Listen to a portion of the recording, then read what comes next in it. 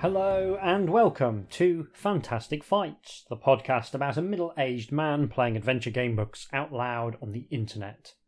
That middle-aged man is me, Hieronymus J. Doom, and this is another bonus episode made possible by the generosity of my patrons over on patreon.com/HJDoom. Thanks to their support, everyone gets to enjoy the additional episode I put out each and every month. This time we're looking at Interstellar Terra by John E. Kirk, one of my patrons who was kind enough to send me a digital copy of his gamebook, and boy is it a monster. I don't think I'm going to be able to do more than scratch the surface in this recorded playthrough, but I'll do my best to give you a flavour of it. Now, I'm a big supporter of amateur creativity, perhaps unsurprisingly for a man with a podcast. If you do something for the sheer joy of it, without expectation of significant financial reward, that makes you a hero to me. I'm an amateur creator, I've never worked for a professional design studio, and while I have done odd bits of paid writing over the years, I've never earned anything approaching a salary from my work. I've written multiple novels and about 100 short stories, none of which have found a publisher, and the money I currently get from my wonderful patrons makes this podcast the single most financially successful creative activity I've ever achieved. So whether it's people posting their artwork on DeviantArt, community members creating additional rules for their favourite board games, writers putting up fanfic or modders creating new levels for old video games, I'm just a massive fan of that kind of non-professional creative endeavours. And there's fewer barriers to creativity than ever in this age of technology, and I think that's one of the very best things about this otherwise somewhat bleak epoch in the history of human endeavour. Additionally, the distinction between amateur and professional creator has never been more porous. The existence of professional YouTubers and SoundCloud rap as a subgenre indicate how effectively some people have been able to turn their hobby into a viable source of income. In an age where vastly increased choice has led to a paradoxical narrowing of mainstream entertainment, the role of the amateur creator is even more vital than it ever has been. Marvel movies and live-action remakes of their old animated features are kind of Disney's bread and butter, and Call of Duty is such a successful gaming franchise that it's become a significant sticking point in Microsoft's plan to purchase Activision Blizzard. And I think that all of us amateur creators are engaged in a form of protest against the homogenization of cultural life, and I consider that work to be extremely important. All of which is to say that as an amateur creator, I will always salute the work of other amateur creators, even if I don't care for it, so long as they're putting something out into the world. If you've been thinking of trying your hand at any kind of creativity, I strongly urge you to give it a go. Even if you're not happy with the results, you've still created something that didn't exist before, and that is awesome. No matter how bad it turns out, the chances are it's still going to be better than the Green Lantern movie. Does anyone remember the Green Lantern movie? I sincerely hope not. So I am genuinely delighted to be able to feature a gamebook written by someone outside of a traditional publishing environment. And with that slightly pretentious introduction out of the way, let's have a look at the rules for Interstellar Terra. Interstellar Terra describes itself as a game novel rather than an adventure game book, which kind of reminds me of some of the older books we've come across where the nomenclature of the format hadn't been fully settled on yet. It also scores big points in the rules section by explicitly describing them as optional. Always give the player permission to do things that they're going to do anyway. That is a good rule to adopt in pretty much any game. The rules section is quite long, but that's more because the author has provided genuinely exhaustive examples of how the various systems work. I would say that maybe he's erred a little bit too much on the side of excess, but at the same time, I'd rather have too many worked examples of the rules than too few, so it falls on the right side of that divide. The rules all make sense, but the prose has a bit of a tendency to express concepts in a slightly roundabout way. In general, when writing rules text, it's useful to try and whittle the words down to the bare minimum necessary to express them.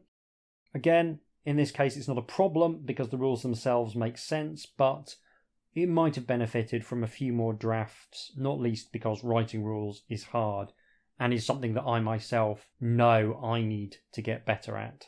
We've got some attributes. We've got attack, skill, strength, and fortune. They're all fairly self-explanatory. Attack, for attacking things, is subdivided into your starting attack and your present attack and your present laser attack.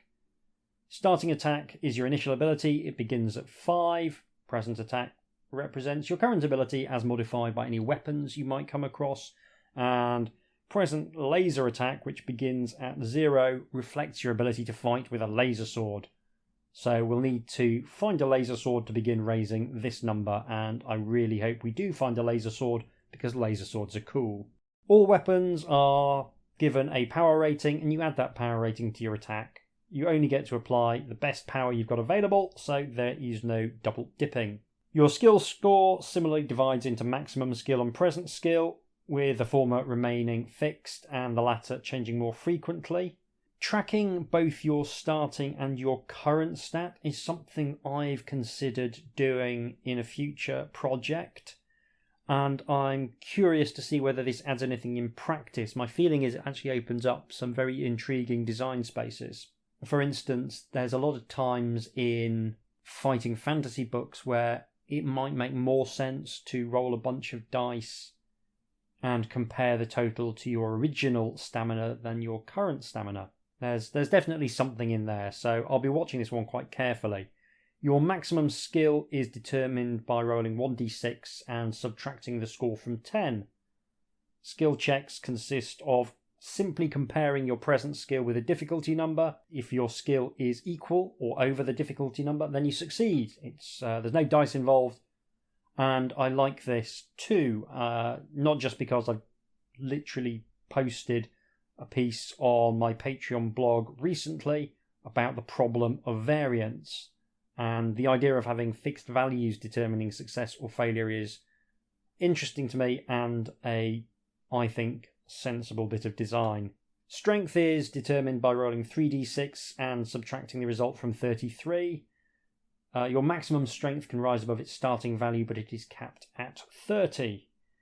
If your present strength drops to 0, it is game over, and strength tests work the same as skill checks. You can restore strength with food, and there's a neat mechanic whereby you can search for food almost anywhere, but it costs you time, which is another resource in the game we'll get to in a minute. Depleting one resource to raise another is a great way of injecting tension into your game. Fortune is determined by rolling 2d6 and subtracting the result from 13. It works the same as skill and strength checks, but your present fortune can also be influenced by the loss of time. If the gamebook tells you to deduct a time unit, you also lose a point of fortune.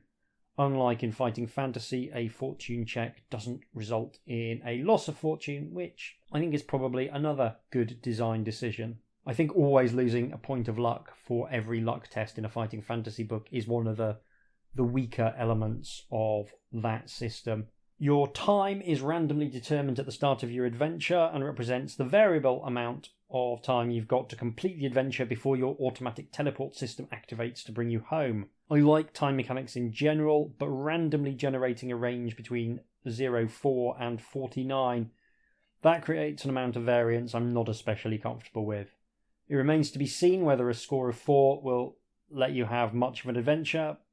I'd rather have a set amount of time for each attempt on the book. But interestingly, rather than using dice, you have 2 pages of random numbers to point a pencil at, and this does at least allow the author to control the range of random numbers in such a way that higher numbers are more common. So some thought has gone into trying to balance this out. But it'll be interesting to see if there's any indication that low time adventures actually work.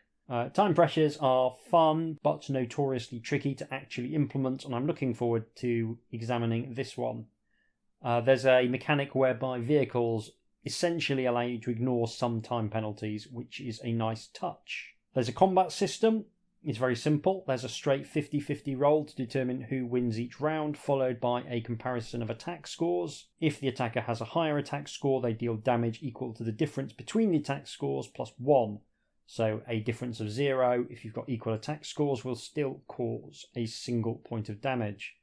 If the attacker has a lower attack score, they do a flat 1 point of damage. Damage is deducted from the loser's strength score, and I think this should make for rapid fights if there's a disparity between the two fighters, but I suspect it'll take a long time if they're closely matched. If you imagine two fighters with equal attack scores and 30 strength each, that's going to take about 60 rounds of combat to resolve. That's only a problem if you actually come across such a chunky opponent. Of course, if the author keeps enemy stats under control, the combat system should, I think, work very well in practice. I would say there's an argument for not needing the 50-50 roll. You could simply have the fighters take turns to knock lumps off each other, maybe randomising a little bit the amount of damage that's done, and then you would wind up at more or less the same point. But rolling dice is fun, and it can create a few surprises, so I don't actually have a problem with the system as it stands. You start the game with a spacesuit with 6 extra large pockets. It can also provide for your nutritional needs. There's a mechanic with items whereby their names via a substitution cipher can be converted into a paragraph number you can turn to in order to see if the item is useful in your current situation, which is a neat way around everything needing to have numbers stenciled on them, but it will make for a little bit of additional bookkeeping. I've rolled up a character. The text informs me that the character's name is Jirel Aqual, which is spelt with 2 Q's, 2 L's and no U, which makes for a fairly heroic name. I'm scoring it a 6 out of 10 on the heroic name scale. It's fairly heroic, but it's no dandelion, imprecate or botched saliva. Jirel Aqual has the following stats: attack 5, skill 7, strength 22, fortune 7 and 29 time units available. With all the rules explained, let's dive into Interstellar Terra. I'm not going to read out the background section, it's pretty long and I want to focus the episode on the interactive bits since the book is such a hefty tome, so I'll give you the Cliff Notes version. You're a scientist on a planet called Terra, which is similar to Earth but exists in a different dimension. You've recently developed a whole bunch of different inventions and discovered a new planet which may be capable of supporting life. You've got your nifty spacesuit, which acts like a tiny spaceship and can support your life functions for extended periods. You've also created some nanomachines that you can secretly insert into people to monitor their thoughts. The text doesn't really flag this as a grotesque invasion of privacy, which is a little bit of a problem because it is a grotesque invasion of privacy, but it's not clear whether we're a good person or a bad person in this story, so I'll reserve judgment on that until the end. You've also come up with a teleporter that will enable you to transport yourself to the new planet without any pesky space travel getting in the way. Also, your spacesuit can turn you invisible and project holograms, so you're pretty well kitted out at the start of this adventure. There's a lot of scientific information presented about the new planet, which you have dubbed Black Sphere, and that ties in nicely with your character being motivated by scientific curiosity. It comes across as a deeply weird and hostile world, very much unlike most alien planets you see in TV science fiction shows. In this lengthy opening section, you set the coordinates and teleport yourself to the surface of the planet, but something goes wrong, and instead of materialising on the surface, you appear in midair above a world very different from the dark planet you were expecting to explore. You fall into a lake surrounded by high cliffs. We get some intriguing descriptions of the unusual planet on which you've landed. There appears to be a white-grey dome completely covering the sky, and your suit suggests that you've somehow landed inside the planet of Black Sphere, putting us potentially in Hollow Earth territory, which is exciting. I love Hollow Earth stories. You remove your spacesuit and prepare to explore this odd new world. You find a forest of unusual trees and begin to walk along its edge. So we'll pick up with the closing paragraphs of the introduction. You walk close to the edge of the forest along a narrow stretch in the shore with the shimmering lake surface on your left-hand side. You find that you cannot create any deep shade. Even when you cup your hands over your eyes, the light inside their enclosure remains about half as strong as that outside. And when you try and do the same thing in the forest, it makes no difference to the light level at all. Stepping out of the forest, you stand for a minute with your back to the trees and gaze across the lake. Then your body jolts as something sharp thuds hard into your back. The magnificent scenery fades from view. And there is a little picture of the lake and the cliffs with the trees and the strange sky with the luminescence in the distance. I should say that the author has done all of these illustrations himself. Again, I don't think the author's a professional illustrator, but he's done a bang-up job of creating simple images that convey a good sense of the environment that you're in. Better than I would almost certainly manage. My game books don't have any illustrations because I'm not good at that sort of thing. So, yeah, big kudos for providing illustrations. So, section 1. Are you waking from a dream? Upon the borders of your senses there stand indistinct, blended impressions of your surroundings. Then, across these borders they begin to creep, separating into definite identities, taking the forms of hard surfaces, cool air which carries a tangy scent, and strange, faint, melodious sounds from above. Your eyes open to speckled vision, and through a stream of gentle white light, 3 concurrent lines emerge, dividing your narrow circular field of view into sectors. Slowly, as your view widens and your vision clears, you realise that these lines are the junctures of 2 walls and a ceiling, and that you are sat on a hard floor, your back wedged into a corner of a large white-walled room. Your mind is almost total confusion. How did you end up in here? As you swing your tired and heavy-lidded gaze around, you see that there are several metallic yellow doors in this cubic and windowless room. Then, glancing at the glistening white sheen of the floor, you spy a small sheathed knife, a compass, and a pair of black leather boots lying in front of you. You are not yet able to remember what you had been doing before you lost consciousness, but you are feeling an urge to put on the boots because the floor is rather cold. The boots are comfortable and welcome, for you only had the thin material of your undersuit shoes covering your feet.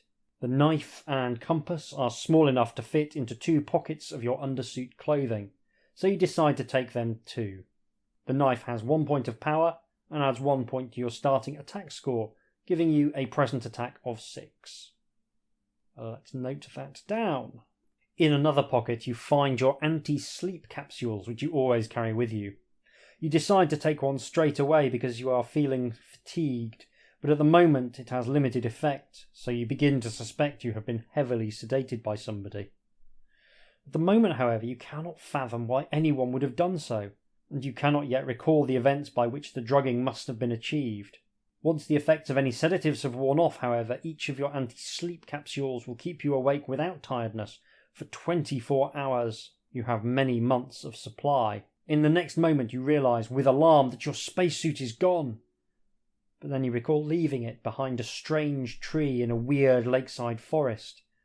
You remember that, although the spacesuit is essential for exposure to space and for travel to atmospherically hostile or airless worlds, it is not needed to teleport you home because the teleporter dematerialises you before beaming you along a short wormhole and into your teleportation room. Wormholes, you recall, are shortcuts that bypass the huge expanses of space. They are virtually instant portals to other worlds or even nearby locations. You have managed to generate and to use these wormholes to travel in a way that no one else yet has. The wormholes can even take you between different locations on the same planet. Yes, all your memories are flooding back now. The wormholes bring doorstep and destination together. No need to cross space. I should say that the last 1, 2, 3, 4, 5 sentences have ended with an exclamation mark. I don't have a problem with this as a stylistic choice, but I will say that in general, when you're writing, the more exclamation marks you use, the less impact they actually have. And by the time you've used 5 in a row, the last one might as well be a full stop. But although you have mislaid your spacesuit and the portable communicator, which you had been holding as you walked along that dazzling green shore, you at least still have your locating chip. This chip is securely implanted under the surface of your skin so that your teleportation equipment is able to pinpoint your exact position. It will beam you back to Terra when you instruct it via the communicator in your spacesuit, or, as is the case now, if you have become parted from your suit and your portable communicator. It automatically transports you home when a preset time is up. You had placed the portable communicator in a pocket as you entered the forest, but unlike your anti-sleep capsules, it has gone. Without the spacesuit or the handheld communicator, you are not able to send messages to your teleporter, and so, in this case, you have no control over when you will be beamed home because you have not yet developed the means to mentally transmit signals, as well as receive them via your nanotransmitters. So you cannot send any mental messages back through a wormhole in order to override the time setting that you made before commencing your journey. This is because you are not yet able to put both transmitters and receivers in your brain together, as they would interfere with each other, rendering both types of machine utterly useless. You will simply have to wait for the preset time to be counted down to 0. Suddenly, however, a much bigger worry hits your mind as you think about those erroneous coordinates. What if other components of your transport system have also failed? What if the beam-back time facility is not working? If so, then whatever this place is, you might be stranded here forever. Rising laboriously to your feet, still feeling groggy and strangely heavy, your thinking rather muddled for someone of your mental acuity, you now recall that thump in your back while you were standing on the lake shore. It felt like you had been darted. Yes, you were drugged. Someone had been stalking you. Surely that landscape could not have been a dream or hallucination. You did fall into the lake and swim to the shore, but you recall how dreamlike everything was. With the unnaturally vivid hues, everything seemed to glow in an oniric blaze of colour. Now, see, that's a nice turn of phrase. A glow in an oniric blaze of colour. I like that. The light emanating from the softly lucent white walls of this room, however, is not the same, for when you cup your hands over your eyes, the shadow inside the cup is deep. The air in here, aside from its tangy taste, has, on breathing, the feel and quality of Terran air, very unlike the air you breathed at that dreamy lake. So that landscape really must have been a dream. In which case you could not have been drugged there. The erroneous coordinates that were going to kill you by sending you deep into the crust of that interstellar planet must have changed, delivering you to this indoor location instead. So where are you? This is an artificial environment, so you cannot be on your newly discovered frozen interstellar planet. If not on Terra, perhaps you're on planet Alphoi of the 4th orbit. That is the only other populated planet in your solar system, and this room might be a part of an underground residence, the kind of property that the majority of citizens on that airless planet reside in. You call out loudly in case someone is within earshot, but there is no response to your voice, and so you quieten down and decide to try opening one of the exits from this strange room. As you saw earlier, there is a plain metallic yellow door in the middle of the room's north wall, and a similarly coloured trapdoor near the centre of the floor next to a large striped green and black circular feature which juts slightly proud of the floor. The 2-metre diameter disc has the word lift printed on it, and it also has 2 large red buttons on top, one with an upward arrow on its side and the other with a down arrow. There is also a round yellow ceiling hatch directly above the lift. Lift? That word is printed in your language. So this is unlikely to be Alphoi because only a tiny minority of the Alphoian people use your particular Terran language. You now feel almost certain that you have been rematerialized somewhere within your own country on planet Terra. It seems clear then that you have been dreaming or hallucinating about the lake and the blue trunk forest. But whether you materialized in this room or were subsequently found and brought here, which seems more likely, you are unsure. But someone has removed and taken off your spacesuit. You did not take it off yourself. You must have only dreamed or imagined that you did. If you are on Terra, you don't want to wait for your teleporter to return you home from within your own country, because before you commenced your journey, you programmed it to transport you back there automatically after 120 hours, just in case there was a loss of communication.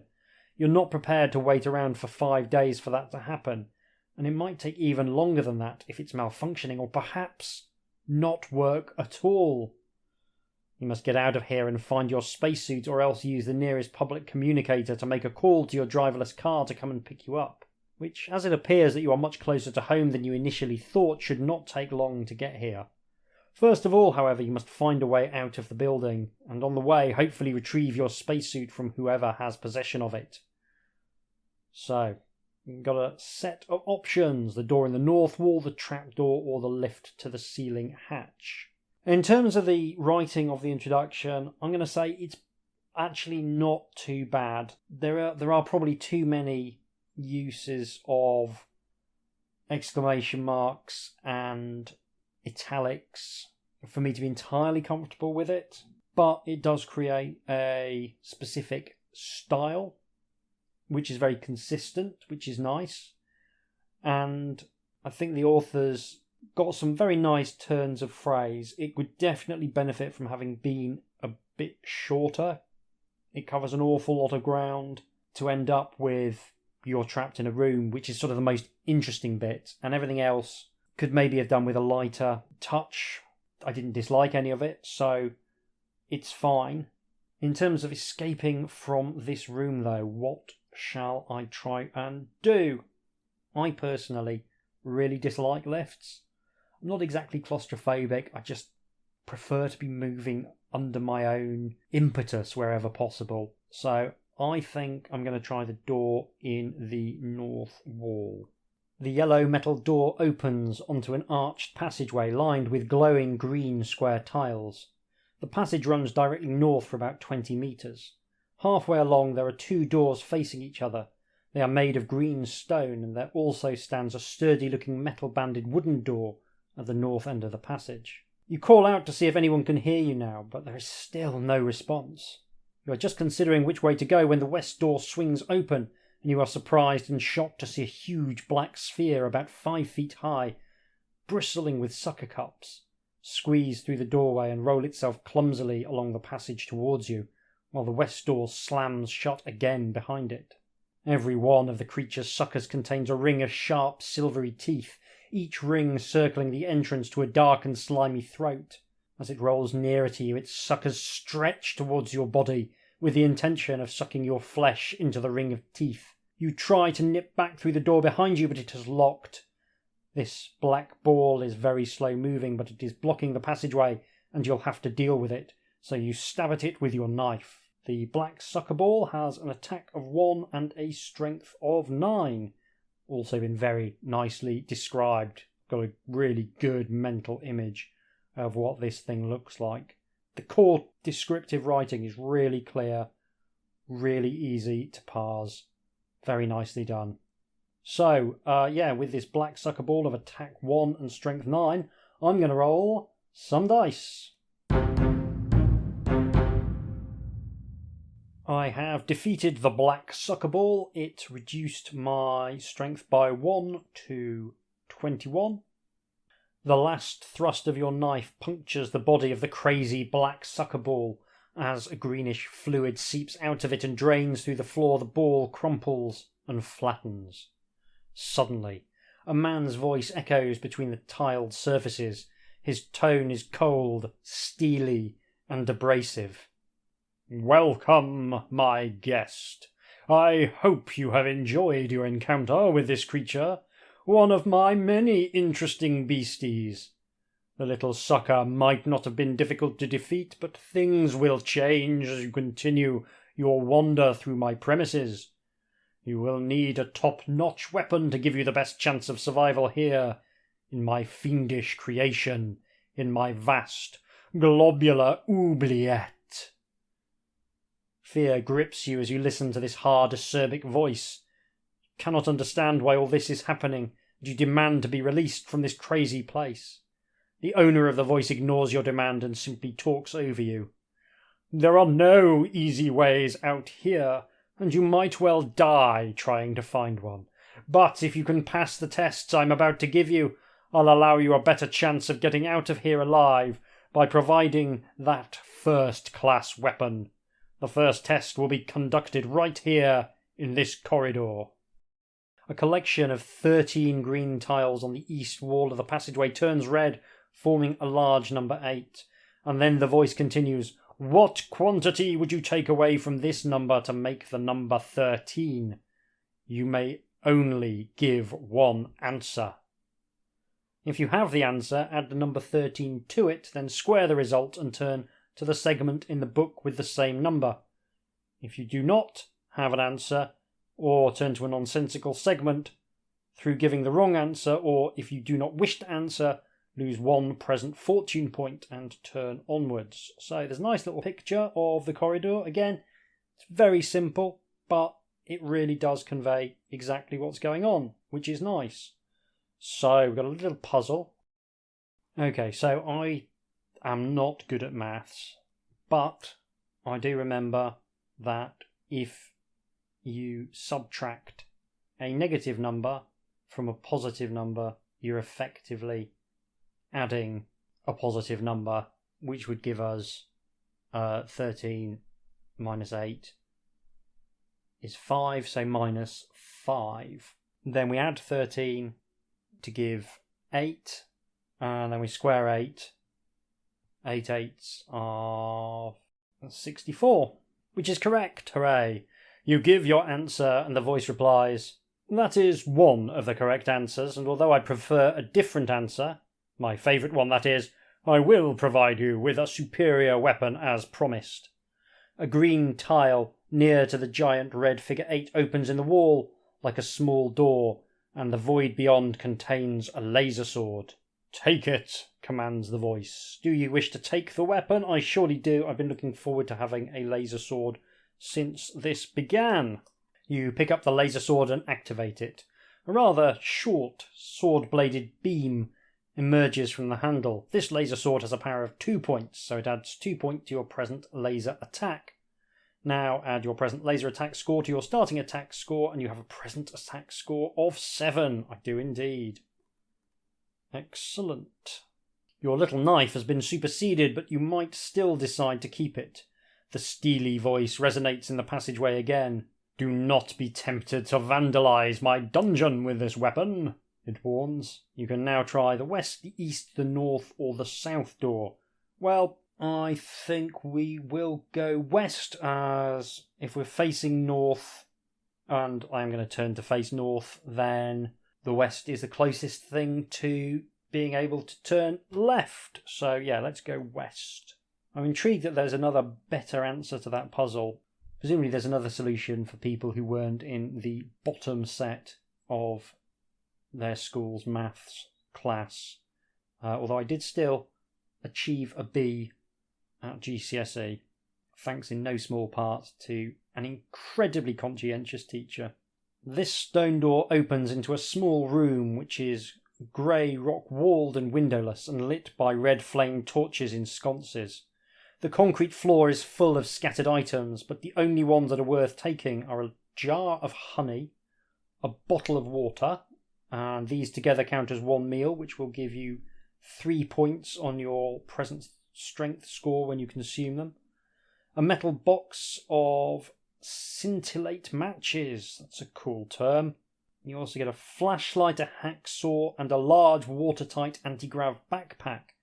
Within this backpack you can carry as many things as you find, up to a limit of 25 items. None of the other jumbled junk in this room seems of any possible use, and the only way out of here, at least as far as you can detect, is by the way you came in, but you can add 2 points to your present fortune score for finding these items. Excellent. So,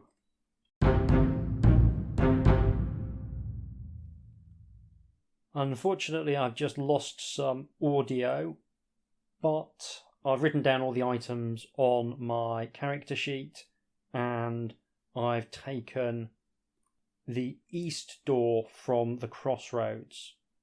So we'll pick up again from there. This green stone door has a repeated series of symbols plus X minus carved into it. The symbols are arranged around a circular symbol 0.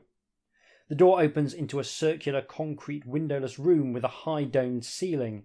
The room is lit by flaring white flame torches in sconces and is entirely empty. There is only one grey stone door on its eastern side, which is heavily carved with alien-looking life forms, some of which resemble those you just saw after your teleportation. Then, from a dark slot in the floor at the centre of the room, a transparent glass screen rises. A line of black numbers, which ends in 3 question marks, appears in the glass as shown immediately below. And the numbers are 1, 3, 9, 5, 10, 60, 53.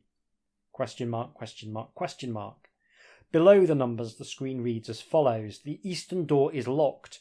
To pass through it, you must succeed at several trials. First, you must work out which 3 numbers should replace the 3 question marks in this cyclic calculation problem by studying the first 7 numbers. Having done this, you must then add up all 8 of the individual digits in the last 3 numbers and then speak your answer. When you've added the numerals together, turn to the segment in the book with the same number as the result. If you are correct, and if you also have a laser sword, it shall be switched up to a higher power by remote controller. If the text in the segment number you calculate makes no sense, or you cannot do it, or you refuse to take this test, then we turn to a different paragraph. So, number puzzles. Now, I have no talent for maths, and I don't know what a cyclic calculation problem is. I don't know if that's a real thing, or if that's a thing the author has made up for the science fiction aspect of this story. It could be either, as far as I'm concerned, and if there are any mathematicians listening, I'm guessing I sound like a complete idiot here.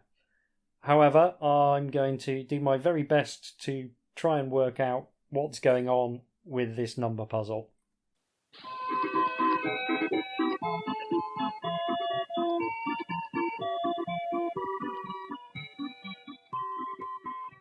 Okay, I've been staring at these numbers for some considerable time. I've even done a few Google searches. Whatever is going on with it, I don't have even the beginning of an inkling. And actually, that's fine. The author was kind enough to note when he emailed me over a copy of this book that he suspected I'd probably struggle with the number puzzles. He was not wrong. So we'll just let that one go, I think, and I might ask a mathematician later to see whether they've got any ideas. So I'm going to sulkily refuse to give an answer to the question. The glass screen shoots back into the slot, and at the same moment a huge hole yawns beneath your feet. You fall a short distance through a trapdoor and down a dark, narrow, brick-walled shaft, at the bottom of which you land on a soft mattress inside a barred metal cage. Before you can stand up, you hear a deafening clang coming from above your head as a lid of steel bars hinges down and locks, trapping you in the cage. The cage is tall enough for you to stand upright, but one side is missing. In its place is a black stone door. You turn around and see that you are at the end of a dimly lit brick-lined railway tunnel, which slopes upwards from this point and then splits into 2, which winds away out of sight. Your wheeled semi-enclosure sits on the rails and fits the tunnel snugly so you can't walk around it or climb over it. You consider trying to push the barred vehicle along to the junction where it is wide enough to get past the cage, but discover that the brakes are on and you can't find a way to release them. If you have a laser sword or a hacksaw, you can try to cut through the bars to escape the tunnel. If you have suction pads, you could use them to climb up the sides of the red brick shaft and then try to open the trapdoor through which you fell. Do you want to cut the bars? The only other option is to open the black door. So I don't have the suction pads. I think I'm going to try and cut the bars with the hacksaw. That feels like a bit of lateral thinking. Your efforts are immediately cut short. "Vandalism will not be tolerated," are the last words you hear before you fall dead. By what means you were killed, you will never know. So we've learned something from that death, which is that the demonic entity that's tormenting us in this maze really wants us to approach it in the spirit with which he's designed it. So I think it's a bit early to call a halt there. So I'm going to invoke the sausagey finger bookmark rule and go back to the previous paragraph. So we can try the black door. Upon opening the black stone door, you are met by a bewildering array of reflections of yourself. Along with your images, there are also a great many bright lights, which are in fact multiple reflections of an arc lamp situated somewhere either in or beyond the maze of mirrors that you are entering. Every surface ahead of you is a mirror, and even the back of the stone door is reflective. There is also a faint buzzing noise produced by the arc lamp, but the sound reaches your ears from all directions with equal volume, so you cannot judge the direction of the lamp. You are not sure you want to enter this mirror maze, but there is no other option unless you have the means to cut through the bars of the cage. Otherwise, you step over the threshold and the heavy door closes and locks behind you. Then a creepy, robotic voice begins to taunt. "Welcome to my maze of mirrors. You are now in a very difficult situation. If your body or any other solid object, even paper, touches a wall mirror with even the slightest pressure, it will trigger explosives, killing you instantly. You only have 5 minutes to escape from the maze, or you will be blown to smithereens anyway. I do hope you get out in time, if only so that I won't have to rebuild my mirror maze after the bomb damage." You begin to sweat with fear, but then you grasp the idea of breathing onto each possible wall mirror around you in an attempt to distinguish mirror from void. But unfortunately, the temperature of the glass is too high for any condensation to form, and you dare not try to feel for the mirrors for fear of an explosion. There is, however, a very faint breath of warm air flowing through these reflective corridors. You can just about feel it on your skin. If you possess any item that you think will aid your escape, then turn to the segment of the letters of its name add up to. If you have no item, you will simply have to take a chance to find the exit unaided before your 5 minutes is up. So, what items do we have? We've got some scintillate matches. We've got a flashlight. I guess we will try scintillate matches. So I now need to add up all of the letters in scintillate matches. Success, I think. The box of scintillate matches would be useful to start a fire and create smoke, which would be then carried through the maze by the gentle currents of air. You could then follow the smoke to the exit. The tiny metal box of matches alone will not produce enough smoke, but if you have any tissue paper, you can decide to set light to it. I don't have any tissue paper. Okay, so we go back. That's a shame. That's a shame. I felt so pleased at spotting that was a possibility. I wonder whether the flashlight can help me. Okay, the flashlight is no help. So, it's a shame. Could the compass maybe help? No. Anyway, I've used up. I'm only supposed to have 2 guesses. So, that's a shame. That is a shame. So, I guess we'll just have to try and gamble and see what happens. The mirror maze is not very large, but this is still a very risky venture. And you will need to check your fortune 9 times for the 9 switches in direction the passage in the mazes make before you reach the exit. To do this, you must roll 2 dice 9 times and subtract each of the 9 pairs of numbers shown on the dice in turn from your present fortune score. These subtractions do not alter your present fortune score, they are only done for the purpose of the fortune checks. So if all 9 of your results are either zeros or positive numbers, then by pure chance you've managed to traverse the maze of mirrors without touching a wall. 9 random checks. My fortune is currently 9, so let's have a little look. We get 1, passed. 2, passed. 3, equal. 4, passed. 5, passed. 6, passed. 7, passed. 8, passed. Last one, I roll a 2 and a 5. Makes 7. Amazingly, I have in fact passed all 9. That is pretty cool. So we make our way onwards. Oh, I wonder where those tissues are. I'm curious about that now. By 9 enormous strokes of luck, you make it to the open mirror maze exit. From here you can see fixed to the wall in the long white tiled corridor behind you, the open style arc lamp that is lighting the maze so brilliantly. Once again the robotic voice speaks. Well done. For your success in negotiating the mirror maze, they shall add power to any laser sword you possess. You receive a 2-point power upgrade to a laser sword. Add these 2 points to your present laser attack score. So, laser attack now 4, giving us a present attack of 9.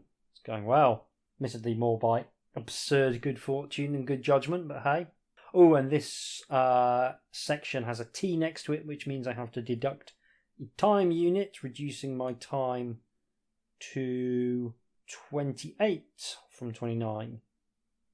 Occurs to me that there is potentially a good argument for saying once you've actually found some food and drink to simply try and wait out the, as far as you know, 120 hours. But I imagine the designer of this maniacal maze would probably take issue with you choosing not to participate and would come up with some means or other to incentivize you to continue getting through their maze of death. I know if I designed a maze of death and someone decided they just weren't going to play ball, I would be kind of on the intercom going, hey, you know how this is a maze of death, right? If you don't play it, I might just kill you anyway. At the end of the long straight corridor far beyond the abundant light, you can just make out the base of a flight of stone stairs leading up, so you proceed along the corridor to climb the steps. Behind you, the arc lamp is suddenly extinguished, but light coming through a frosted glass pane in a metal door at the top of the steps guides your way. As you step onto the landing, this door opens automatically onto your first view of the outside world for quite a while, and this place definitely does not look like any place on Terra. You can add 2 points to both your maximum fortune and present fortune scores for having escaped from the underground dungeon. Oh wow, that was quick. It was a very swift escape. Immediately you notice something very strange. Air which is starting to flow in through the doorway is flaring up very brightly and is flooding the dim interior behind you with its light. But this air rapidly loses its intense glow as it is blown down the roof of the stairway, fading away into the murky depths of the tunnel. It looks as though the air in the underground complex is sucking the light out of this external air. Looking outside again, you can see that the white sky is still marked apparently by the same dark band you saw when you stood on that bright green lake shore. It is a long bruise in the sky's otherwise flawless purity. However, this mottled ribbon is now hugging the northern horizon and is half hidden beyond it. The dazzling strip of light that lay to the north of the dark band is not visible at all. Perhaps this is because you are now further south than you were at the lake. The scene before you appears timeless, seemingly held forever in overcast yet vibrantly colourful daylight. There are no shadows at all in this region due to the lack of brighter light from the north. It is now clear to you that this world was not a dream or a hallucination. You must have been captured and deliberately placed in the dungeon. The land is real. It wasn't your mind playing tricks on you. Yet everything here is so strange. If this is the planet Onidarius and not just an undiscovered corner of Terra, then few features of your home world find parallels. So that's pleasing. We are actually on an alien planet after all, making the nicely written but extensive background section actually mean something, which is good. The doorway through which you are emerging is set into an earthy bank, covered in slightly alien-looking grass-like plants, which are short and orangey brown. Here and there, other doorways are set into various banks and hillocks. Probably these doors are other exits or entrances of the dungeon. You are standing in a vast, five-sided clearing within a forest of cerulean trees, the likes of which you first met with at the lake. Their abundant greenish-silver foliage flows over the walls of blue formed by their massed trunks. There are a few blue trunk trees scattered about the clearing, and one of them is close at hand. You stand directly beneath it and look up into its black branches, which spread outwards from the top of the trunk and which gradually transition along their length into the flat, tapering grass-like blades of the foliage. The edge of the leaf blades are also hung with those jewel-like yellow berries, just as the ones on the trees around the lake were. Much of the ground in this cleared region is blanketed in short red moss-like growth, broken here and there by thick tufts of the orange and brown grassy plants, along with clumps of stripy black and white stemmed brushwood. As yet you can see no signs of animal life, but you can hear a great variety of faint animal-like sounds coming from the distant forest. There is also a road system within the clearing. It consists of straight jet-black highways, and these 5 roads radiate out from a polygonal roundabout which is situated in the middle of the clearing. The roads spread out between the smattered groups of trees and then bury themselves in the forest. At the centre of the roundabout island stands a large, round, bizarre-looking building. This construct has been assembled out of a ring of truncated trees left in situ where they grew. Sections of their black branches have been fitted horizontally, filling the gaps between the building's blue trunk pillars. Its conical roof consists of branches covered with many layers of the waterproof green-silver leaf blades. This property is surrounded by a magnificent colourful garden which fills the remainder of the roundabout island. It is stocked with exotic otherworldly plants. So, do we want to explore the entire clearing, investigate the building, examine one of the trees, climb a tree to obtain a good view of the surrounding landscape, or leave the clearing by road? Or, if you're worried that you might be stalked, drugged and captured again, you might wish to melt quickly into the forest to hide yourself. So, quite a range of options there, which I like. There's an art to creating options in different types of spaces, and I think, even though this is a lot, they all make sense, and I would consider doing any or all of them. Of these, I'm going to investigate the building, I reckon. Sounds kind of intriguing. Sounds a bit sort of Enid Blyton-esque somehow as well, so raising the slender but real possibility we might run into Noddy or Big Ears. Fingers crossed, it's a dwarf. We do love to meet a dwarf. The approach to this trunk-pillared edifice is very colourful. A red moss garden path leads from the northern apex of the pentagonal roundabout and cuts its way through a great assortment of plants. It then bridges several ponds and passes a few bluish-green wooden sculptures before ending abruptly at a wall of horizontal black branches in the building which contains no apparent means of entry. The conical roof of the structure is also built of branches which are overlaid by many layers of the tough greenish-silver leaves to keep out the weather. There are oval-panelled and diamond-paned windows, but they are filled with a one-way glass and you cannot see into the premises. As you are about to take a walk around this 25-metre diameter building, a section of the branches in the wall at the end of the garden path begins to rise, creating an entry point. Maybe you've been spotted. A slim, tall and roughly human-like being emerges from the opening carrying a green fibrous bag in each hand. It is dressed in simple clothes made of colourful plant fibres. It gives you an anxious smile as it cautiously approaches. and then it speaks in a rich and sonorous voice. "Greetings, visitor," it welcomes. "I am Zibaro of the Whisk people. I have not seen you before. Are you a new and worthy human servant of Sirah, or are you a common human escapee of the devil's underworld? If you have been sent here by Sirah, then how may I be of service to that great lord of all creation?" You are amazed that it can speak your language, and it explains that it has been learning your human tongue by conversing with God and his metal angels. Intriguing hint there.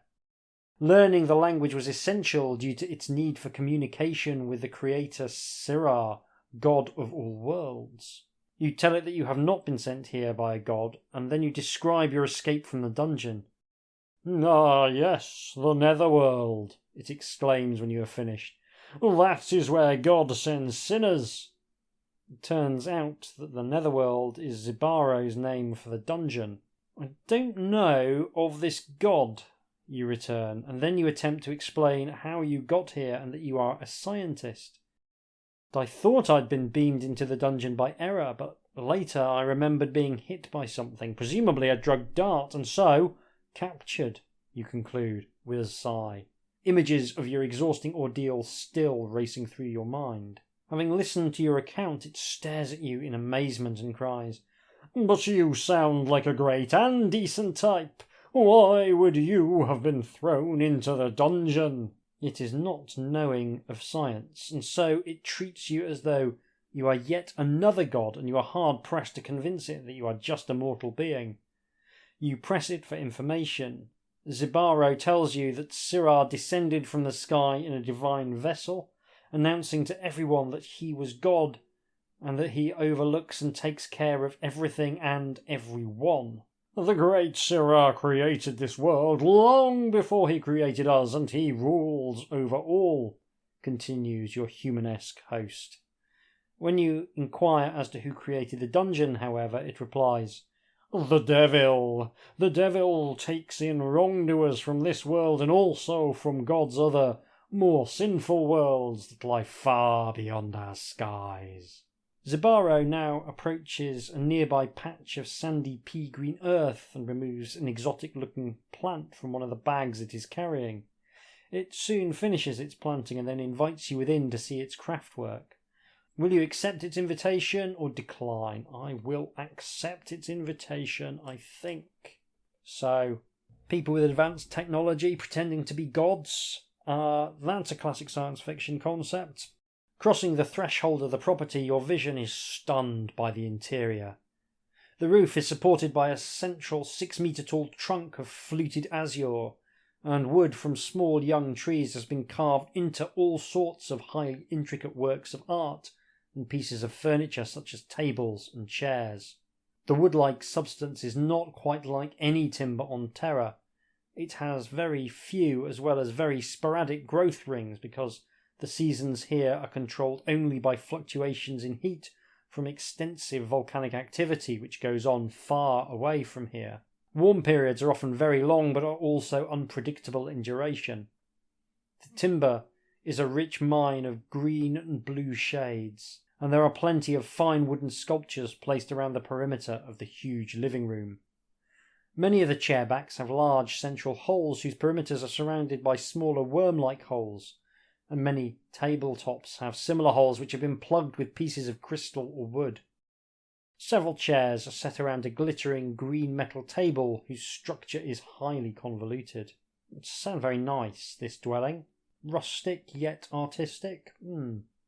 I wonder if they take holiday bookings. A door leading from this large living space stands ajar, and through the gap you can see a workshop crammed with all sorts of tools plus a few wooden sculptures. The windows of the property exist only for looking outwards onto the garden because, of course, in this world, such apertures are not necessary for letting in light. The light on this world is very strange.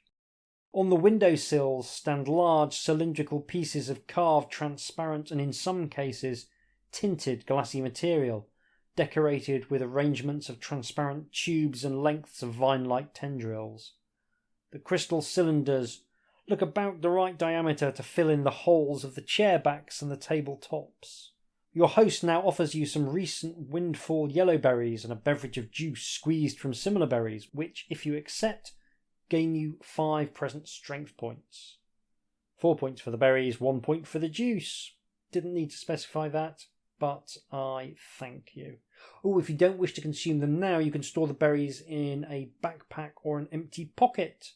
So I think I'll drink the juice for 1 and save the berries. I apologise, it was perfectly reasonable to specify the strength of both. So the juice returns my strength to 22. And there's a picture of the dwelling. Once again, it is in many ways rudimentary, but it does do a fine job of giving you a strong indication of what it actually looks like. This is really inspiring me to think that I might try and do a few pictures for my game book that I'm currently working on the basis that actually it turns out even very simple pictures do add quite a lot, provided you focus on making sure that the picture actually represents accurately the environment. So that's cool. Add 2 points to your present fortune score because you now know that at least one sort of food is edible, and you might be able to gather yellow berries for further meals if you find any fallen ones. However, it will take time to gather enough berries, and so you'll have to deduct 1 time unit for each meal of berries you gather. Each of these fruity meals is worth 4 present strength points. So there is that tension between time and food. Okay, so fortune back up to 9 as well. That's good. You now discuss Zibaro's home and garden, and at least a Terran hour goes by as you chat. Then suddenly there is a powerful surge of air outside. The gale is blowing from the southeast and the garden plants dance chaotically, while the wooden building creaks and shakes. Over the course of a few minutes this wind gradually slows down and stops.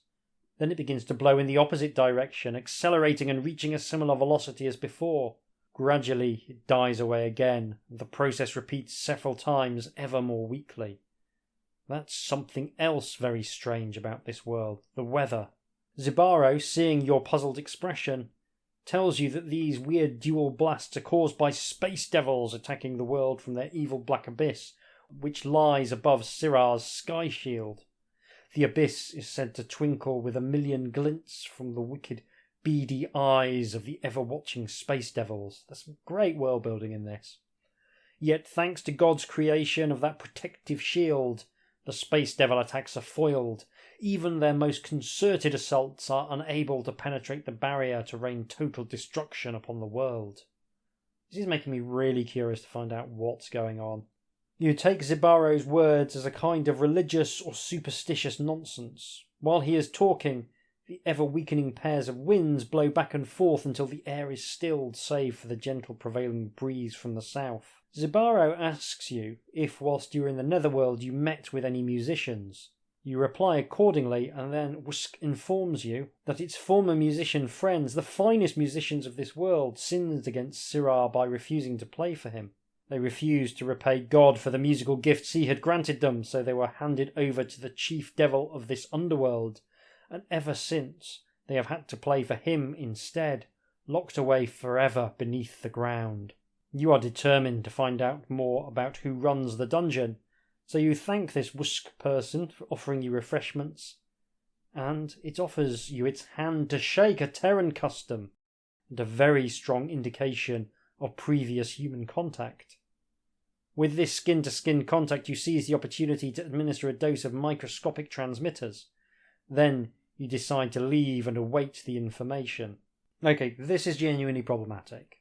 There's no way of dressing it up. This is genuinely problematic. You had an opportunity there to attempt to seek informed consent from the person whose brain you are about to pillage, a person who seems to be very friendly and very helpful, who's provided hospitality.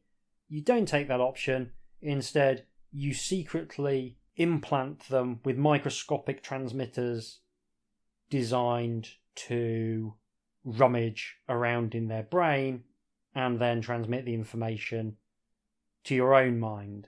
That is just deeply problematic, and if you want your characters to be sympathetic, maybe consider whether having them non-consensually steal people's thoughts is a look you really want them to have. I was prepared to give it the benefit of the doubt early doors because I wanted to see how it played in practice, and it plays in practice in a very problematic way. As you are walking back along the garden path, the transmitters are starting to deliver. The Whisk's mind merges with your own, and knowledge flows from out of Zibaro's memory banks as follows.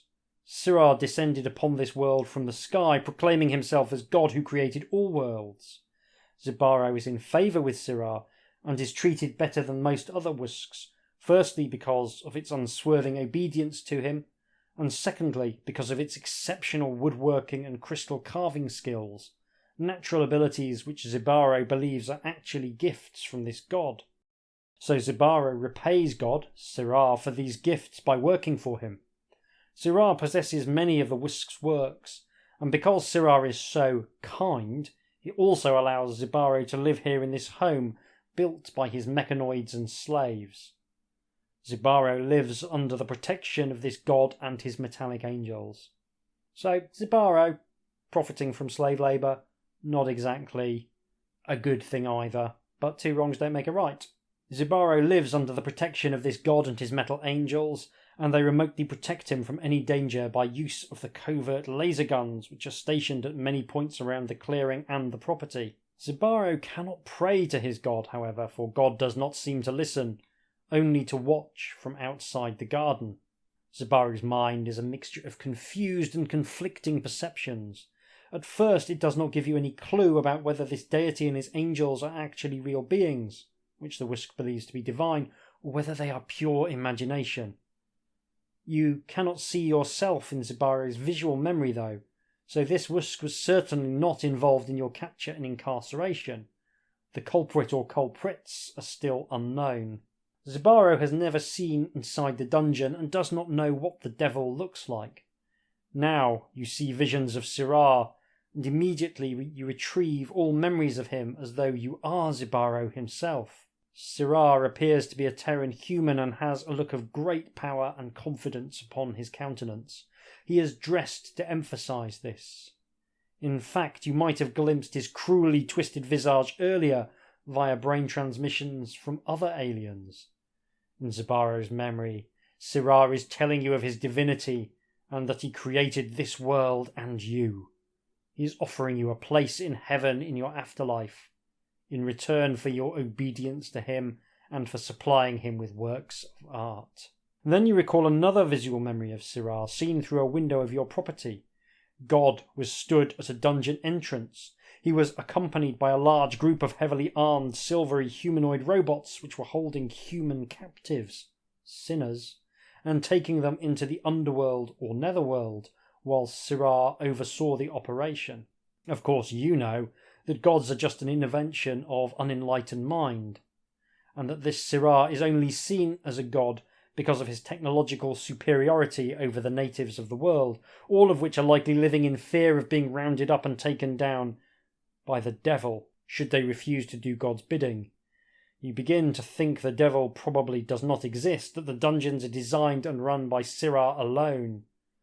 What frustrates you, though, is although Zibaro has heard that Sirah lives upon a plateau of ice, he does not know the direction. However, you can add 2 present fortune points for gaining some knowledge.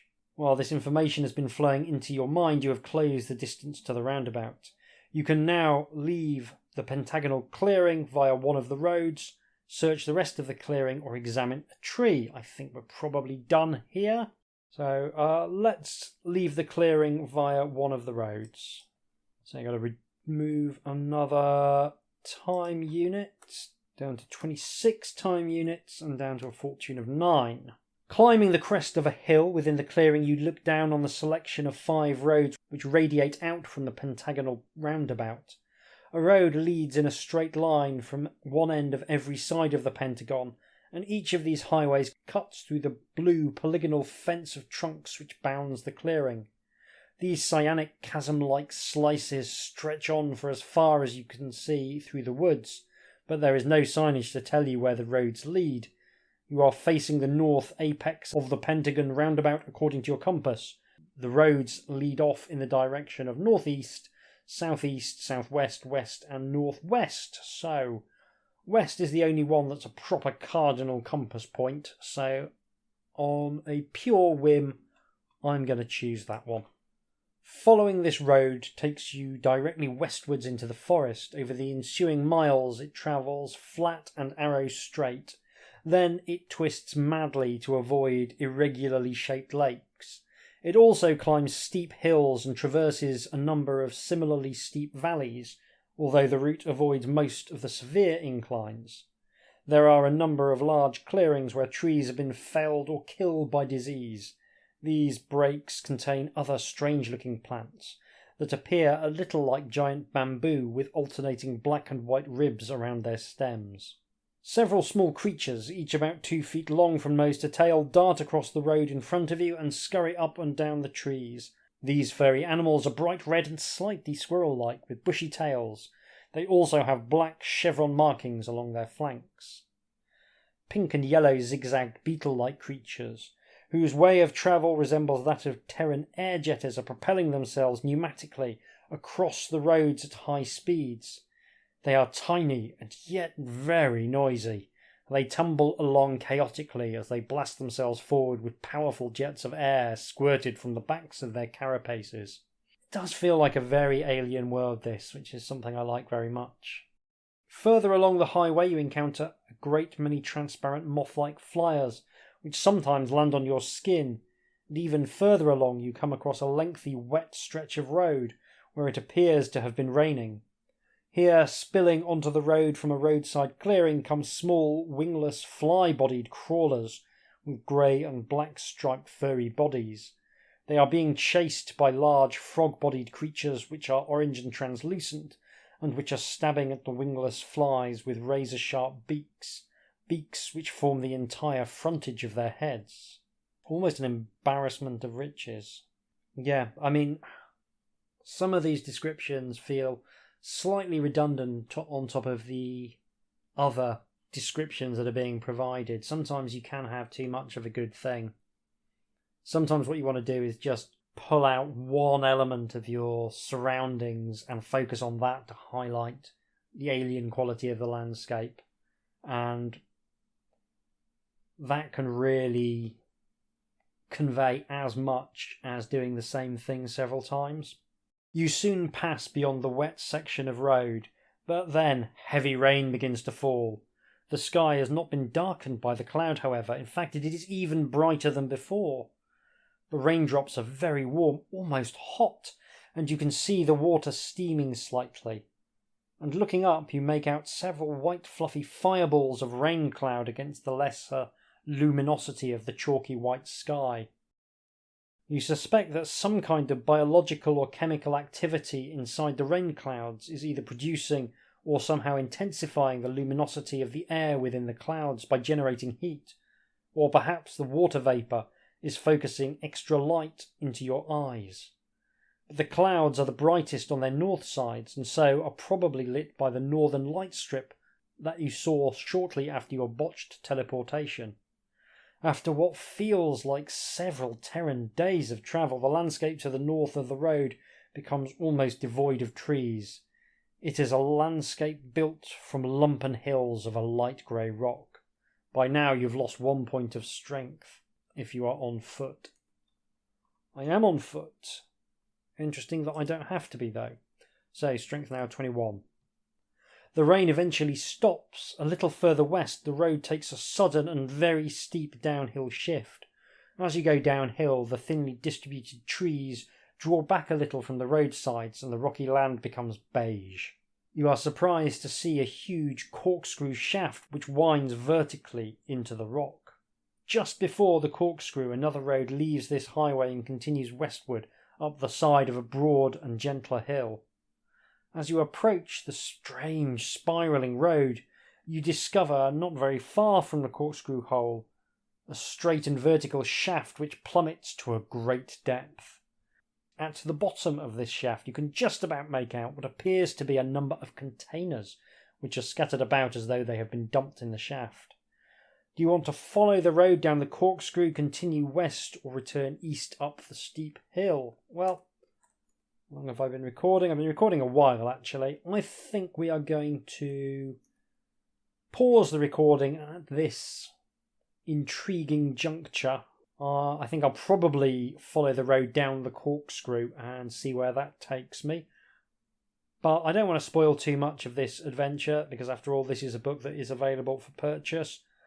So I'm going to go away and continue this strange, surreal, and somewhat intriguing adventure off mic.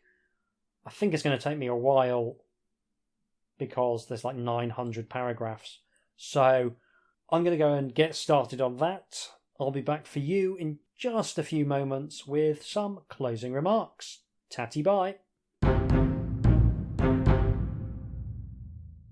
So I have played Interstellar Terra through to completion, and the headline is, I basically enjoyed it a lot.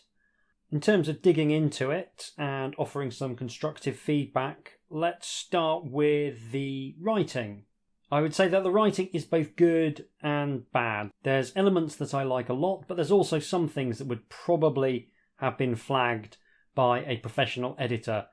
And these include overuse of exclamation marks and overuse of italics, as well as the capitalisation of many phrases. And I'm of two minds with this. On the one hand, it's something that does stick out and feels a little clumsy, but on the other hand, it does create a distinctive authorial voice, a tone of breathless wonder that would likely be excised by cleaning up all of the idiosyncrasies of the prose. Using emphasis sparingly is one of those canards of good writing, quote unquote, but actually you can break these rules as much as you like, so long as you're doing it thoughtfully and for a reason. If you look at Alan Moore's script for Watchmen, you'll quickly notice that he uses a lot of emphasis in the dialogue. Sometimes every other word in his script is in capital letters. In the finished comic, the dialogue is all in capitals, and the emphasis is provided by rendering the emphasised words in bold. Now, that's clearly not good writing, but it works in practice, providing a sense of rhythm to the dialogue. Moore probably gets away with it because there's no adverbs in most comics, so his emphasis isn't competing with other textual markers to indicate how the characters are speaking.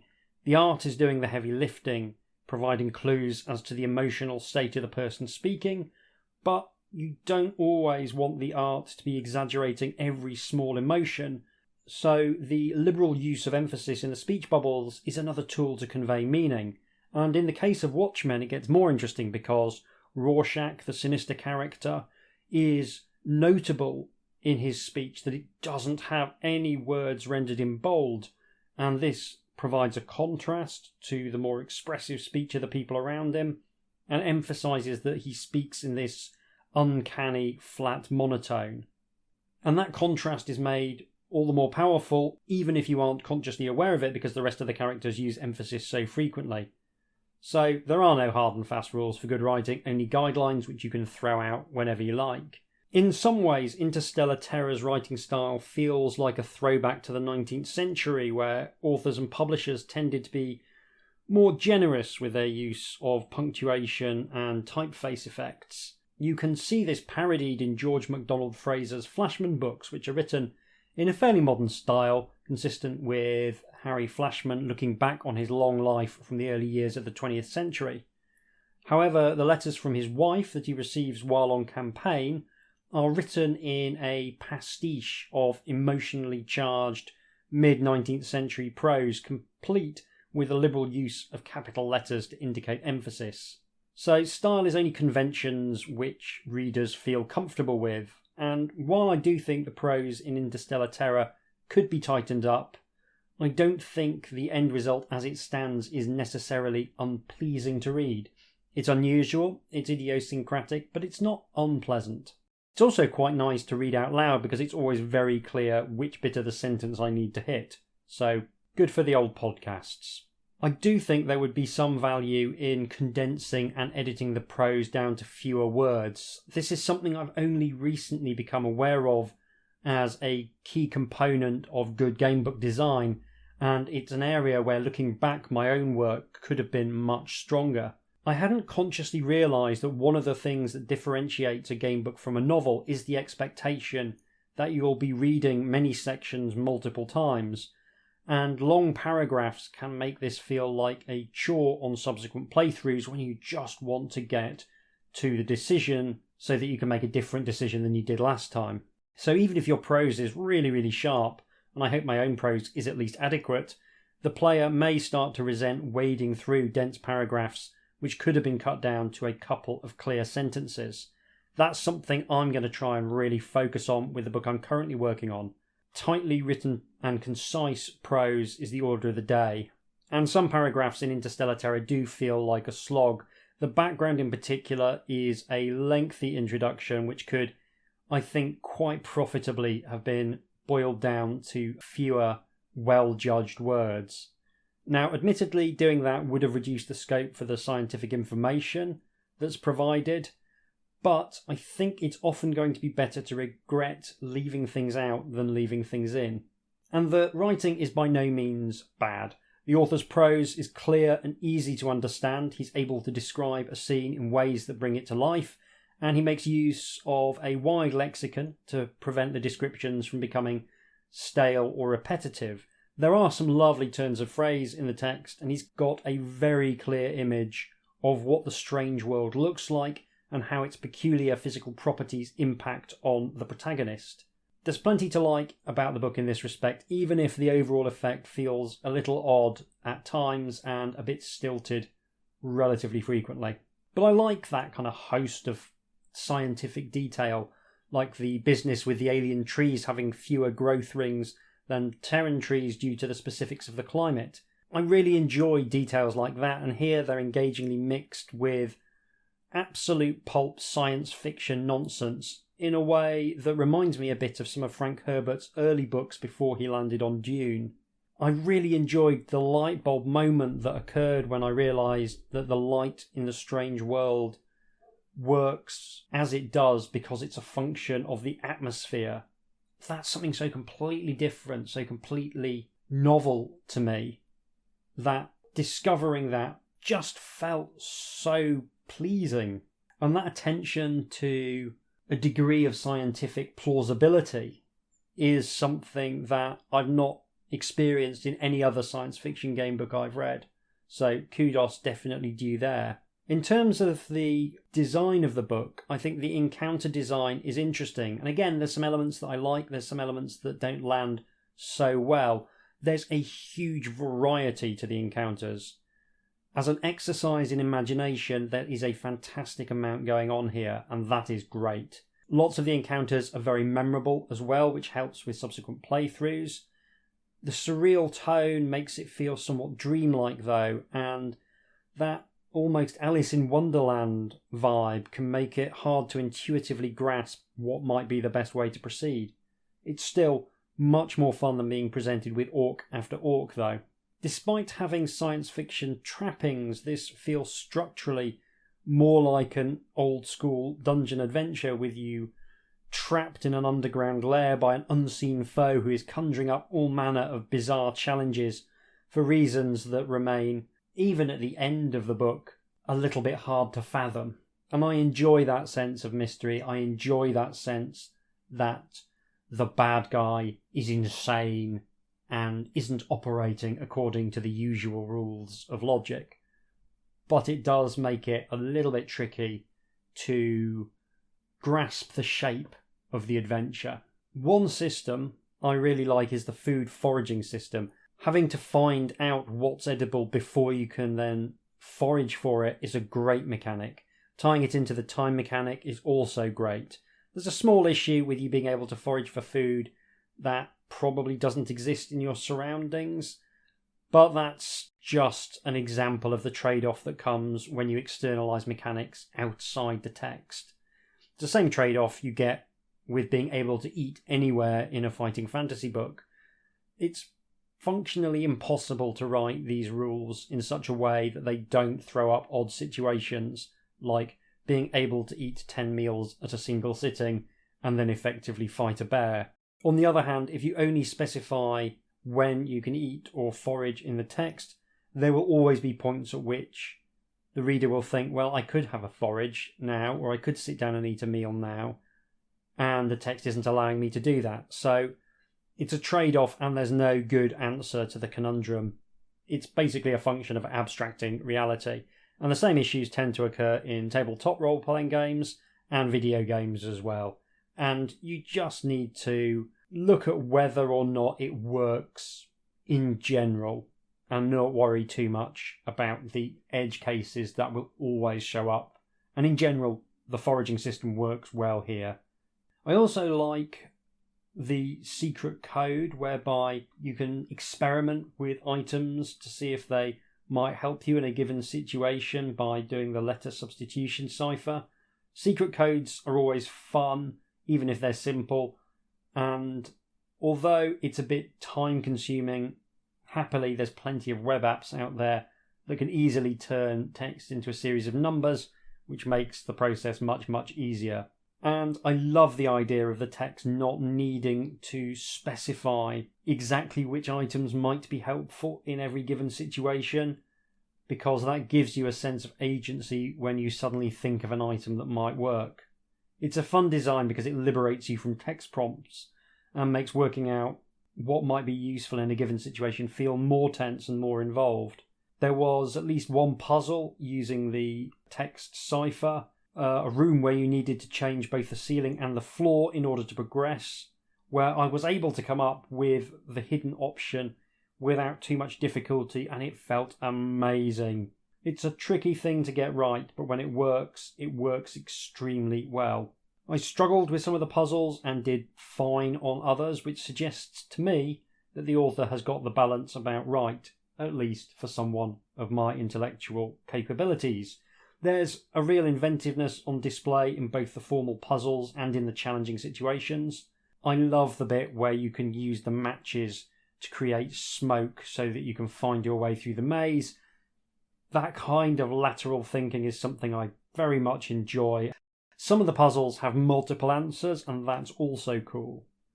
It's very good design to try and make sure that you've covered all the bases when you're doing this kind of thing.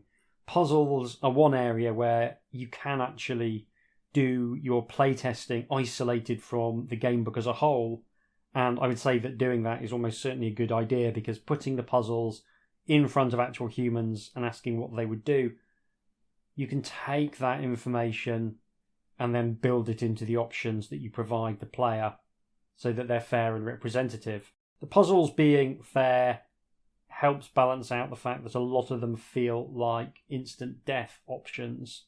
This is quite a deadly gamebook, and as always, I don't have too much of an issue with that.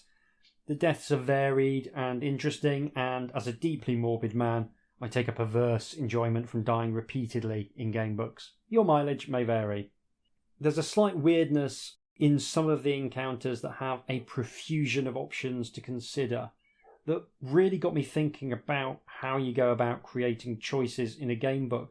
You want to convey a feeling of agency, and on the face of it, providing more options for the player will do precisely that. By giving them freedom to act, you theoretically move closer towards emulating a tabletop role-playing experience, yet there is a paradox at the heart of all human choice, and it's something that bears closer examination. We have in our own lives the freedom to do almost anything, yet we rarely take advantage of that freedom. There are an infinite number of ways to cross a road, yet the majority of us will look both ways and then walk or run across during the first break in the traffic. If there's no traffic at all, we could, if we wished, perform a series of cartwheels or hop backwards across the road. We have absolute freedom, and yet in practice we act in ways that seem entirely predictable. And this is a function of a number of psychological effects, but there are two I want to draw attention to here. The first is the concept of affordance. This idea states in one of its forms that as part of our perception process, certain configurations of input indicate something about themselves, and this acts to constrain or to suggest the ways in which we might interact with them. You can describe this constraint or suggestion by looking at the difference between a sandwich and a bowl of soup. You eat them in different ways, and part of that is because something about their appearance suggests how you should go about interacting with them. A sandwich is telling you that it wants to be picked up with the hand. A bowl of soup is telling you that it wants to be eaten with a spoon. Understanding the affordances of items can help you design encounters with a simple and clean design. A button has a significant affordance that is telling you to press it. If you provide a bunch of other options of ways to interact with the button, say levering it off the console or spraying it with acid, you're providing more choice, but you're doing so in a way that potentially goes against the affordances of the object.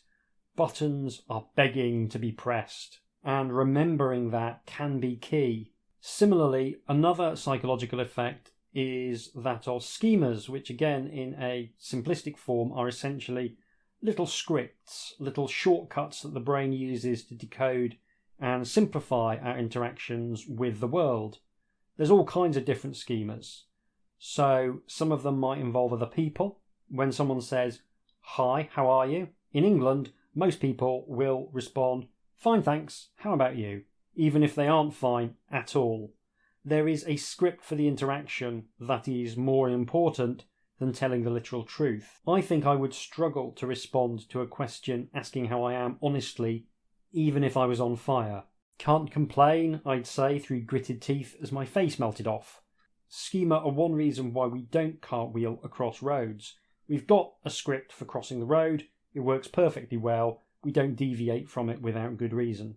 Now, these two phenomena, along with sundry other effects, combine to make choices in the real world much more constrained than people would like to think. People are surprisingly predictable, and a gamebook designer can use this to their advantage. In general, the more stressful the situation, the less choices you can get away with offering. In a gamebook, the classic example is a monster appearing and giving you a choice of fighting or running away. It's your classic fight or flight reflex rendered in text, and it always works, it always feels right. Now, you might want to sprinkle in a third option, the use of an item, for example, but if you start giving the player tons of options in this situation, it will end up detracting from the drama. If you've written it well, the appearance of a scary monster will give the reader an actual jolt of adrenaline, and they will want to make a decision quickly because they're experiencing a very mild and hopefully pleasant tingle of anxiety from imagining themselves in that situation. If you then ask them to weigh up a series of 8 options, all that adrenaline will drain away as they start to methodically consider which might be the best one. Now, there are situations where giving someone plenty of options is fine. The classic example is exploring a room. You describe various intriguing articles of furniture, and then you let the player rummage through them in whatever order they like. And this is fine because it's a low-stress environment, and the player might have the reasonable expectation that they can rummage through all the available bits of furniture before they leave the room. They might, of course, suspect that one or more choices will turn out to be a bad idea, because this is a gamebook after all, but they can take their time to consider all the available options. Urban areas tend to benefit from this approach as well, because urban areas are the most complex environments that we generally deal with as human beings. Even then, I would argue that you want to exercise restraint as much as possible. It's better to have 2 choices which both lead somewhere interesting than 9 choices of which only 3 matter. So there is that delicate balancing act to be done. And even in an urban environment, if you're on some kind of quest, the actual number of places you might want to go in a sprawling metropolis may actually be very small. If you arrive late at night, it's reasonable that the player might want to go and find somewhere to sleep as a first significant action, and you don't actually need to give very many choices at all because the story is constraining them. What I'm basically saying is that we can think about psychology in quite a detailed way in order to inform gamebook design. And if you base your choices on the affordances of the environment and on the kind of things that people will most often do, you can create a very powerful sense of agency with only the simplest decision trees. And this has the added advantage of making subsequent playthroughs easier because you're not having to grind your way through 8 different options on 8 different playthroughs. Now, structurally, Interstellar Terra is fairly complex, and there are a number of different possible solutions. If you aren't worried about the combat rules, you can blunder your way towards the end quite happily. There's a loose 3-act structure with the dungeon forming Act 1, the outside world Act 2, and a final confrontation forming the final act. And I'm a big fan of books where you can take multiple different approaches and have quite different experiences on different playthroughs, and that is something that I think Interstellar Terra does extremely well. It provides an enormous amount of content for you to dive into and explore. There's just lots going on, and that is awesome. There are some slight structural oddities along the way. There's a room from which you can obtain a frankly obscene number of useful items, which feels very unusual for someone like me who's conditioned to expect to have to ferret about in all sorts of obscure places for different items. I was pleased to note that there is a path, albeit a very narrow path, which will enable you to complete the book even if you wind up with the minimum possible amount of time, and that attention to structural detail is hugely appreciated. Yeah, a genuine moment of delight when I realised that you could get all the way to the end without time becoming a significant factor. That's very clever. In terms of the systems, they all work perfectly adequately. There's some slight weirdness with all 3 stats being generated in slightly different ways, which makes remembering what your maximum stats are a little bit challenging. But otherwise, the skill checks all function fine. The combat system has some issues with balance when you get 2 fighters with broadly similar stats. There's at least one big fight that took me forever. My second death was at the hands of a creature that had 39 strength and a similar attack score to me, and resolving it was a real slog.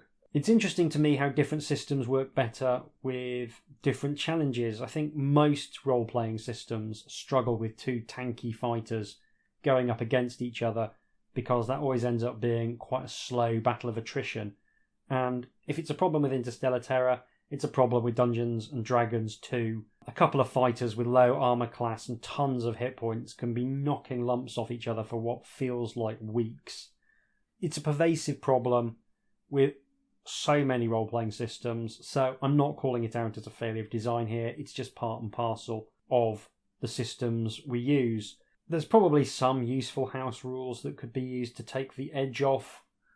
I think one simple solution when everyone's more or less the same is to have accelerating damage so that everyone's damage output increases round on round, so that even if nothing happens, which is going to be kind of frequent, it raises the possibility of something happening on subsequent turns. The author, to his credit, presents a number of ways to make combat go faster. There's lots of opportunities to add to your present skill, lots of weapons and items you can use, and even some that will make combat more or less trivial. Added to which, the entire combat system is optional, which is always a good move. There is some scope for tightening the systems. I think having 3 stats generated in exactly the same way is better than having 3 stats all generated in slightly different ways. But, I mean, that's proper nitpicking.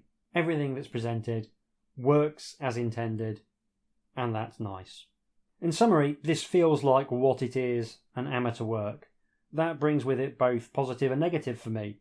The joy of amateur creativity is that you don't have an editor telling you that you should do this or you shouldn't do this.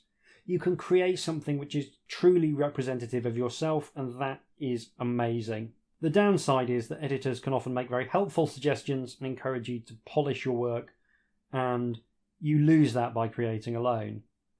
I don't think this is a book that would be professionally published in its current form. It's a weighty tome that marches unapologetically to its own beat, and it has its own peculiar power. There's nothing exactly like it in the world of adventure game books, and that should be celebrated. It's also a good science fiction book, which should be celebrated enormously. Is it a bit rough around the edges? Definitely. There's some very odd stylistic quirks and one genuinely upsetting plot point, but my own work is also rough around the edges, and I'm sure there's some odd things in there that I haven't noticed. Regardless, I had a lot of fun with this book, and that is partly down to the unique voice and the occasionally idiosyncratic way the author has of writing. I do hope in this review I've managed to strike a balance between constructive criticism and my natural enthusiasm for creativity. If you're someone listening who has written their own adventure game book, I would love to feature it on the podcast, and I will try to be both honest and give feedback and also supportive of your work, because I just love reading things written by people who are outside the mainstream of publishing. I got absolutely obsessed with Henry Darger for a bit. Look him up if you haven't heard of him. He's a very strange man. If you're someone who is thinking about writing a game book, I hope this might inspire you to get started. It shows just how much you can accomplish if you just apply yourself. If you've got something that you've written and you're not ready to show the world, but you would like some feedback on it, then do feel free to contact me. The email address is, as always, hjdoomretrofun, all one word, @gmail.com. I will be very happy to look at anything, to be honest, anyone's written, and give feedback. I'm just some bloke with a podcast, but if I can help anyone create anything, then I'm always happy to do that. Regardless, I'll be back in a couple of weeks with the next regular episode of Fantastic Fights, in which we'll be looking at Vault of the Vampire, which, as a horror book, should make me very happy. Thank you very much for listening. Take care, and I'll see you soon.